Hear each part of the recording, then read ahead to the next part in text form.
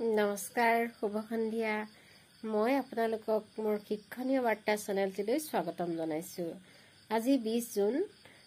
প্ৰতি বছৰে 20 জুনৰ দিনটো বিষ্ণু ৰাভা দিৱস হিচাপে পালন কৰি অহা হৈছে।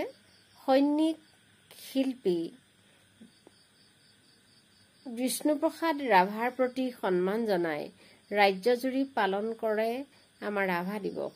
ৰাজ্যৰ বিভিন্ন স্থানত বিষ্ণু ৰাভা দিৱস উপলক্ষে বিভিন্ন কাৰ্যসূচী আয়োজন কৰা হয়। একেধাৰে শিল্পী, কবি, সাহিত্যিক, নাট্যকাৰ, সংগীতজ্ঞ, নৃত্যবিদ, চিত্ৰকৰ, অভিনেতা ৰাভাদেৱৰ সৃষ্টিৰাজিৰ চৰ্চাৰে মুখৰিত হৈছে সমগ্ৰ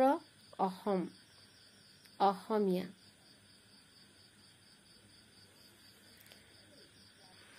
নাহৰ ফুলে নুশুৱাই তগৰ ফুলে খুৱাব, তগৰ ফুলে নুশুৱাই কপৌ ফুলে খুৱাব।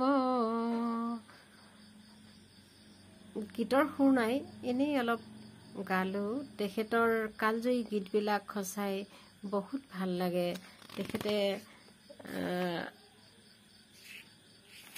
ৰচনা কৰা গীত, কবিতা আমাৰ সঁচাকৈয়ে সেই সময়ত স্বাধীনতা আমি লাভ কৰিবলৈ সক্ষম হৈছিলোঁ। তেখেতৰ বহু অৱদান আছে।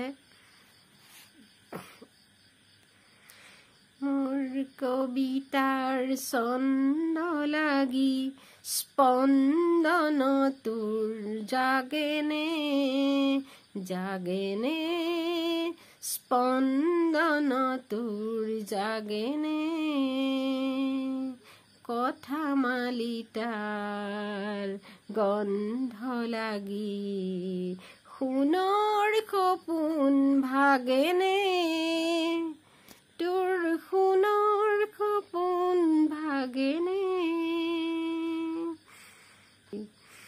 বল বল বল বল বল কৃষক শক্তি দল, অ বনুৱা সমনীয়া আগবাঢ়ি যাওঁ বল, বল বল বল বল কৃষক শক্তি দল, অ বনুৱা সমনীয়া আগবাঢ়ি যাওঁ বল। এইবোৰ সঁচাকৈ বৰ কালজয়ী গীত। বিলতে হালিছে ধুনীয়া পদুমী, ফুলনিত ফুলিছে ফুল, সেই ফুলে ফুলে পখিলাই চুমিছে, সানিছে ৰেণুৰে বোল। বিলতে হালিছে ধুনীয়া পদুমী, ফুলনিত ফুলিছে ফুল। কি প্ৰকৃতিৰ সৌন্দৰ্য বৰ্ণনা কৰিছে। সুৰৰে দেউলৰে ৰূপৰে শিকলি, ভাঙি দিলি খুলি দুৱাৰ সোণোৱালি পূজাৰী, অ সুন্দৰ পূজাৰী, পূজাৰী অ। আজলি ছোৱালী নানা ফুলে তুলি, আনিলো আচল ভৰাই, আজলি ছোৱালী নানা ফুলে তুলি, আনিলো আচল ভৰাই, সজাই ফুলেৰে অতি যতনেৰে বৰালো বৰণ শৰাই, আজলি ছোৱালী নানা ফুলে তুলি, আনিলো আচল ভৰাই। সঁচাকৈয়ে বৰ কালজয়ী গীত এইবিলাক। তেখেতে প্ৰকৃতি, মানুহ, মাটি সকলো বিষয়কে সামৰি লিখা কবিতা বা গীতবিলাক আমাৰ সঁচাকৈ প্ৰিয়। সদায় এই গীতৰ মাজতেই তেওঁ জীয়াই থাকিব। তেখেতে এই গীত লিখিছিলেই নহয়, গীত গাইছিল। তেখেত কলাকাৰ আছিল এজন। তেখেতে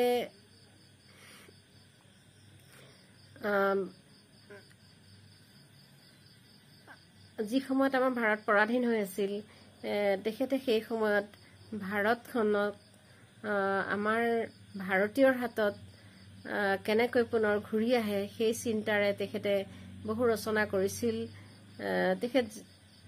তেখেতৰ মূৰটোতো 10,000 টকাৰ চৰকাৰে ঘোষণাই কৰিছিল তেখেতক ধৰিবলৈ। আৰু তেখেতে লিখা কিছুমান কবিতা সঁচাকৈয়ে, দুখীয়া কলিজা নিঙাৰি লব, টুপি টুপি তেজ খুহি খুহি পিব, ৰুকি ৰুকি মঙহ চোবাই খাব, কুৰুকি কুৰুকি হাড় কেউডালো চোবাব, হুঁচিয়াৰ হুঁচিয়াৰ। ধনী মহাজন মহাজন জমিদাৰ জমিদাৰ, হুঁচিয়াৰ হুঁচিয়াৰ।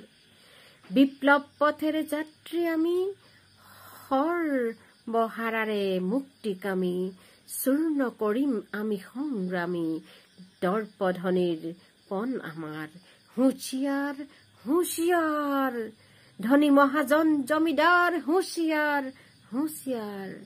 শেষ যুদ্ধৰ আমি ৰনোৱা, পৃথিৱীৰ হালোৱা বনোৱা, হম বিজয়ী আমি দুখীয়া, কত ৰবি ধনী এইবাৰ, হুঁচিয়াৰ হুঁচিয়াৰ। ধনী মহাজন জমিদাৰ, হুঁচিয়াৰ হুঁচিয়াৰ। কি যে অমূল্য এই শব্দবোৰ, যিবোৰেৰে মানুহৰ ভাৰতবাসীৰ আমাৰ সেই সময়ৰ জনসাধাৰণৰ হৃদয় কঁপাই তুলিছিল, দেশ প্ৰেম জাগি উঠিছিল, যাৰ কাৰণে আমাৰ দেশখন তেওঁৰো অৱদান আছিল। আমাৰ দেশ স্বাধীন হৈছিল আৰু আমি স্বাধীনতা ঘূৰাই পাইছিলো। তেজৰ বোলেৰে লিখি যাম ইতিহাস, মচি যাম দিন সমাজৰ হীন পৰিহাস, কত শ্বহীদৰ দুখৰ জীৱনী লিখা, কত ব্যথিতৰ বেদনাৰ ছবি অঁকা, পৃথিৱীৰ চিৰ মুকুতিৰ পথ ৰেখা, ৰচি যাম বহু শোষিতৰ হা হুতাস। ধৰণী কোলাত ৰঙা পোৱালেৰে গুঠি, কলিজা নিঙাৰি তেজৰ টুপিৰে মঠি, গঢ়ি যাম চিৰ সুখৰ সৰগ তুলি, জেউতিৰ নৱ জিলিকনি দিম মেলি। গাম পীড়িতৰ চিৰ বিজয়ৰ গান, ফিৰাই আনিম দলিতৰ সন্মান, মৰা জগতৰ হৃদয়ত ঢালি প্ৰাণ, আনিম ধৰাত চিৰ শান্তিৰ আভাস।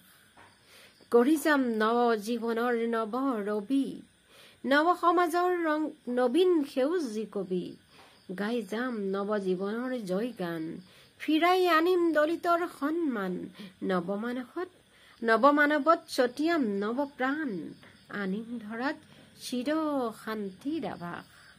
সঁচাই শব্দৰ যি মায়াজাল আমি গীতত কবিতাত পাইছো, বহু অৰ্থপূৰ্ণ। তেখেত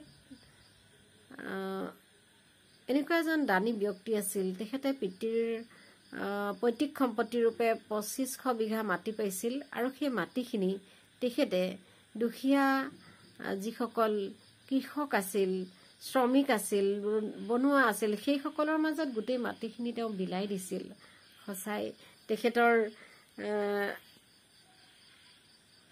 এই যি ইতিহাস, তেখেতৰ যি অৱদান, সঁচাই আমি সদায় স্মৰণ কৰিবলগীয়া। আমি এই দিৱসত যিদৰে পাতিছো, তেখেত আৰু আচলতে উচ্চ আসন পাবলগীয়া হয়। মই আপোনালোকলৈ আজি জনাই নজনাই অলপ গাই অকমান আগবঢ়ালো। আপোনালোকৰ ভাল লাগিলে চেনেলটি ছাবস্ক্ৰাইব কৰিব, লাইক কমেণ্ট কৰিব, ভাল লাগিব শ্বেয়াৰ কৰিব। আজিলৈ শুভৰাত্ৰি, ধন্যবাদ।